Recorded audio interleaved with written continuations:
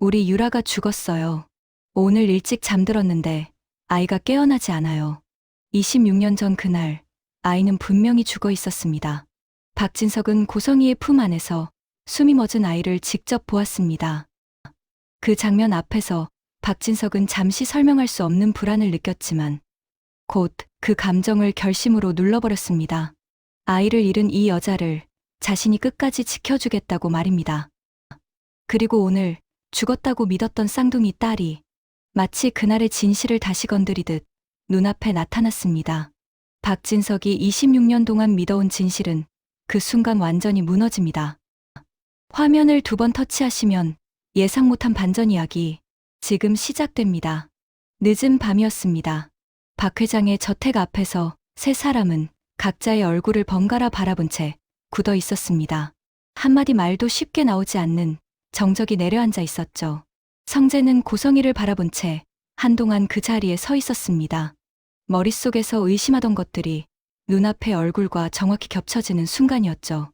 그 시선을 먼저 견디지 못한 쪽은 고성이었습니다. 고성이의 입술이 떨리더니 급하게 말이 흘러나왔습니다. 성재야, 너희들 아는 사이였니? 이게 어떻게 된 거냐면 우진이, 내 동생 우진이가 죽을 수도 있다잖아. 자식을 살릴 수만 있다면 엄마가 뭐라도 해야 하는 거 아니니?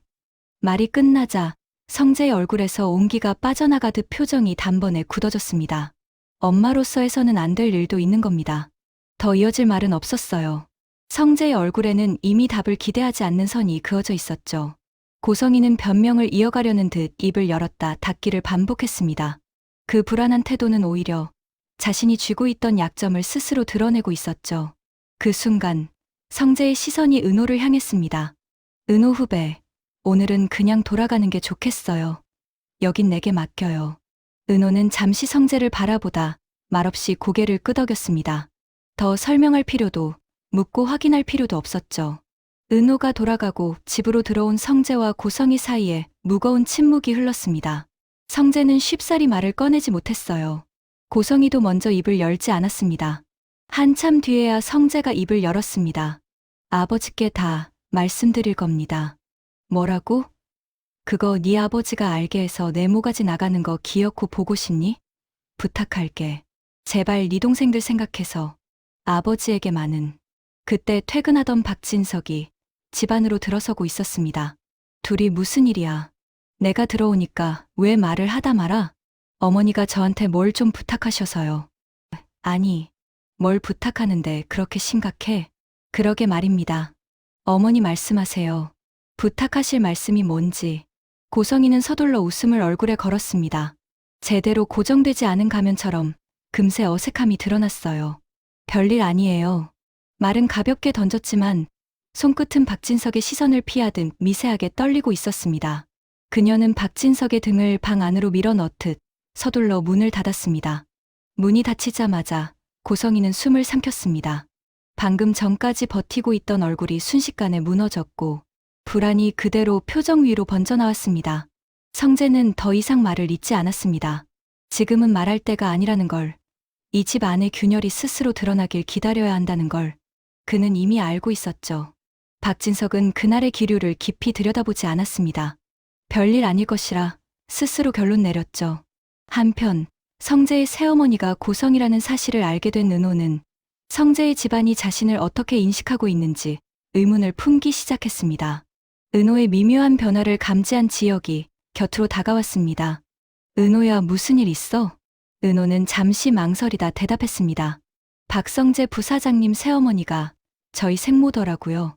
그 여자 집 앞에 갔다가 부사장님과 우연히 마주쳤어요. 은호는 담담했지만 그 담담함이 오히려 무게를 만들고 있었죠. 아니, 어떻게 그럴 수 있어? 말도 안 돼. 지혁은 말을 잇지 못했습니다. 그러게요. 저도 기가 막혀서 말이 안 나오더라고요. 은호는 감정을 더 보태지 않고 말했습니다. 내가 고아원에 보내졌다 해도 호적에서는 딸로 남아 있었을 거예요. 그런데 그 집에서 내 존재를 모른다는 게 이상하지 않아요? 지혁은 그 말의 의미를 곱씹었습니다. 내일 나랑 같이 확인해보자. 어느 순간부터 지혁은 당연한 듯 은호를 도우며 그녀의 곁을 조용히 지켜주고 있었습니다. 다음 날 그들은 은호의 출생 기록을 확인하기 위해 법원으로 향했습니다. 창구 앞에 앉은 은호는 서류를 넘기는 직원의 손끝을 말없이 바라보고 있었어요. 잠시 후 한 장의 종이가 눈앞에 놓였습니다. 한유라, 사망.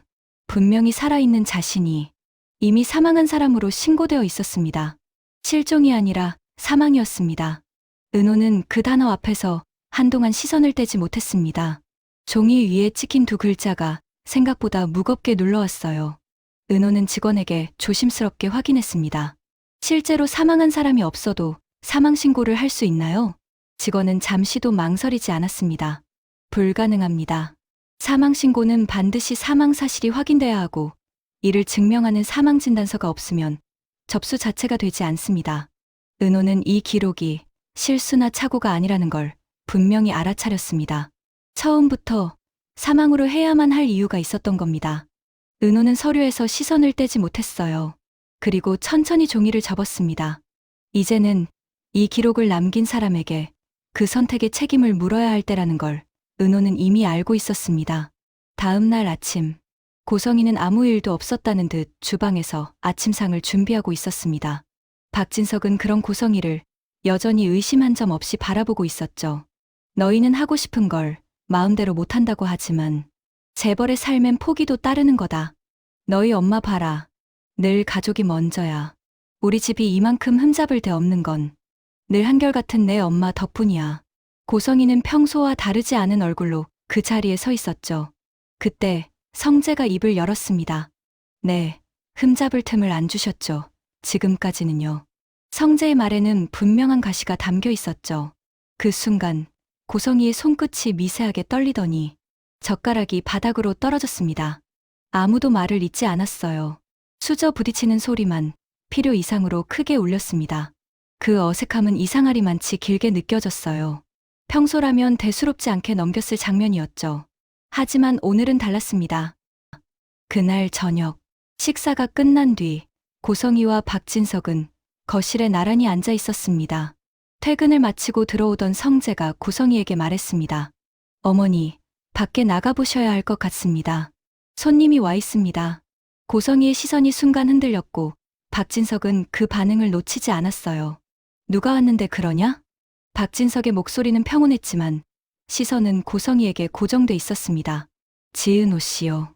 그 이름이 떨어지자 고성이의 표정에서 혈색이 빠르게 사라졌죠.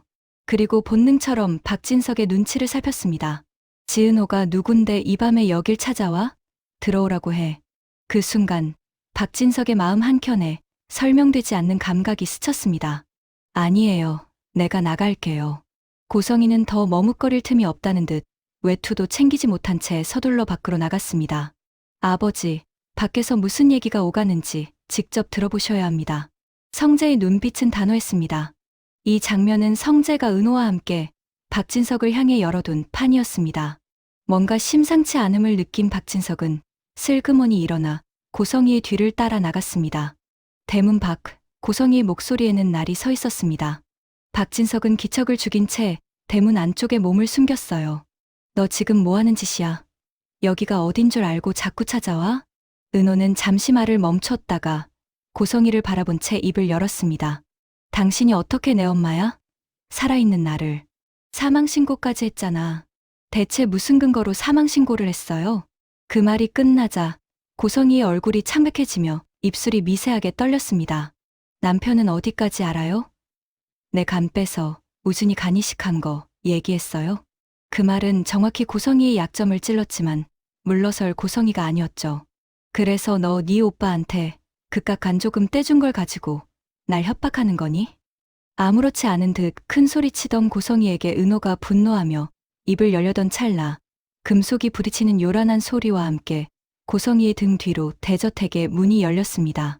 분노와 살기가 그대로 드러난 박진석의 눈이 뒤돌아본 고성이를 정면으로 꿰뚫었습니다. 여보.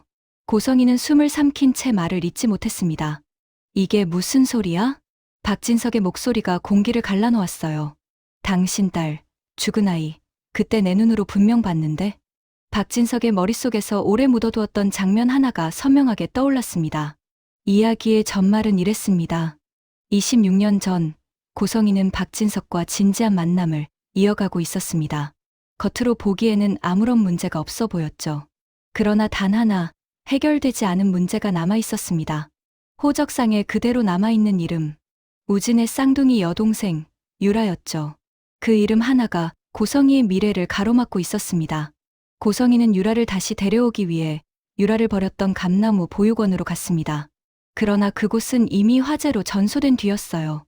건물은 흔적도 없이 사라졌고 아이들 역시 모두 어디론가 흩어진 뒤였죠. 그때였습니다. 고성이의 시선이 한 아이에게 멈췄습니다. 우진 또래의 여자아이였습니다. 체구도, 나이도 모든 것이 맞아떨어졌습니다. 쌍둥이 여동생으로 둔갑시키기에 더없이 적합한 아이였죠. 고성이는 잠시 주변을 살폈습니다. 그리고 그대로 아이의 손을 잡고 집으로 돌아왔어요. 아줌마, 저 데려다 주세요. 엄마한테 데려다 주세요. 아이의 목소리는 불안에 잠겨 있었습니다. 안 돼. 이제부터 넌 내 딸이야. 아니에요. 나 아줌마 딸 아니에요. 우리 엄마한테 갈래요.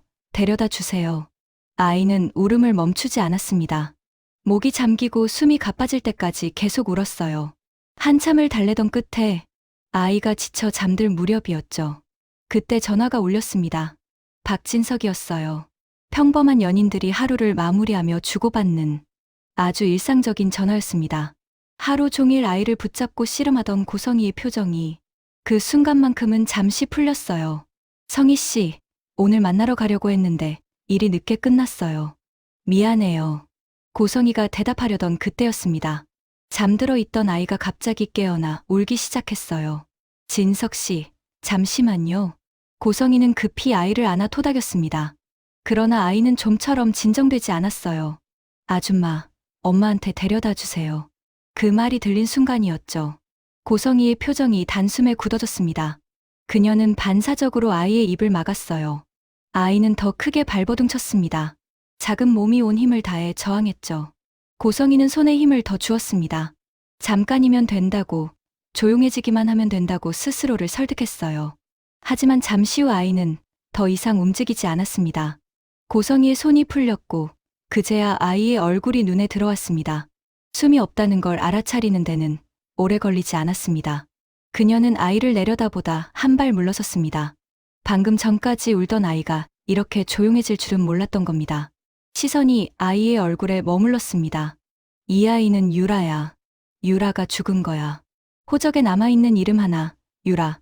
그 이름이 머릿속에서 또렷이 울렸습니다. 아직 말로 정리되지 않은 생각이 고성이의 표정을 먼저 바꾸고 있던 순간이었습니다. 성희 씨 무슨 일 있어요? 성희 씨. 아직 끊기지 않은 전화기 너머에서 박진석의 목소리가 다급해졌습니다. 그는 설명할 수 없는 불안을 느꼈습니다.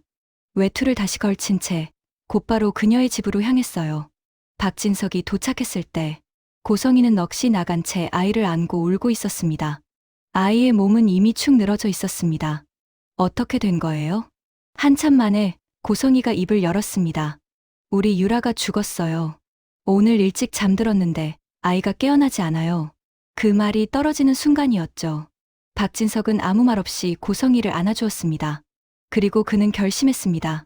아이를 잃은 이 여자를 자신이 끝까지 지켜주겠다고 말입니다.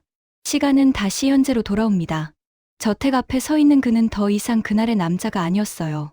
지켜주겠다고 믿었던 선택이 잘못되었음을 깨달은 얼굴이었죠. 분노는 이제 억누를 수 없는 형태로 굳어 있었습니다. 그때 죽은 아이 누구야? 당장 말 못해?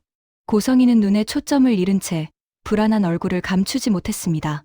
그때 죽은 아이는 더 이상 말을 잇지 못한 고성이는 그대로 얼어붙었습니다. 저택 안에 서서 조용히 지켜보던 영라와 성재가 대문 밖으로 나왔어요. 간이식, 죽은 아이, 그리고 눈앞에 서 있는 은호의 얼굴이 박진석의 머릿속에서 복잡한 퍼즐을 만들고 있었습니다. 그동안 자신이 붙잡고 있던 믿음이 한 조각씩 무너져 내리고 있다는 걸 이제는 부정할 수 없었죠. 그가 바라보고 있는 여자는 지켜줘야 할 아내가 아니라 26년 동안 모두를 속여온 사람이었습니다. 외투 하나 걸치지 못한 고성이의 몸은 이미 차갑게 굳어 있었지만 그보다 더 차가운 건 자신이 놓인 처지였죠. 은호와 영라, 성재가 한자리에 있었지만 누구도 엄마의 편은 없었습니다. 고성이는 마지막 지푸라기라도 잡는 심정으로 성재에게 말했습니다. 성재야, 네가 아버지 좀 진정시켜 드려. 나 네 엄마잖아.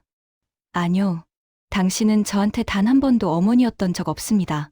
저와 아버지 사이를 갈라놓고 늘 저를 문제 있는 자식으로 만들었죠.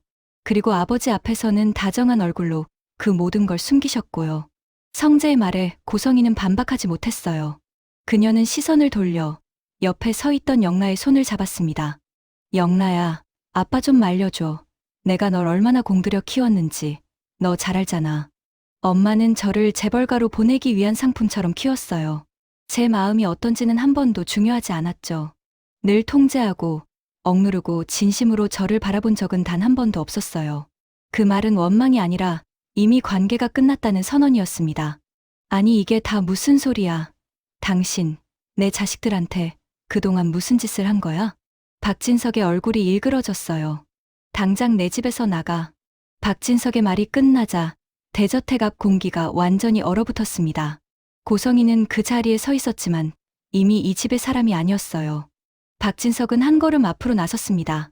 당신 얼굴 보는 것만으로도 소름 끼쳐. 고성이는 입을 열려고 했지만 아무 말도 나오지 않았어요. 박진석은 낮게 그러나 분명하게 말을 이었습니다. 당신을 좋은 엄마라고 좋은 아내라고 믿었던 내가 가장 어리석었어. 고성이의 무릎이 미세하게 흔들렸어요. 당신은 오늘부로 이 집에서 끝이야. 당장 여기서 사라져. 여보, 제발 아이들을 생각해요. 집안 체면도 있고. 체면. 체면을 말할 입이 아직 남아있나? 내 집을 이 지경으로 만들어 놓고? 박진석의 목소리가 더욱 거칠어졌습니다. 상황을 되돌릴 수 없음을 직감한 고성이는 감정보다 먼저 비밀금고가 떠올랐습니다. 여보, 나갈 테니 짐이라도 챙기게 해줘요. 잠시 침묵한 박진석은 짐 하나만은 챙길 수 있도록 허락했습니다. 고성이는 방으로 들어가자마자 문을 잠궜습니다.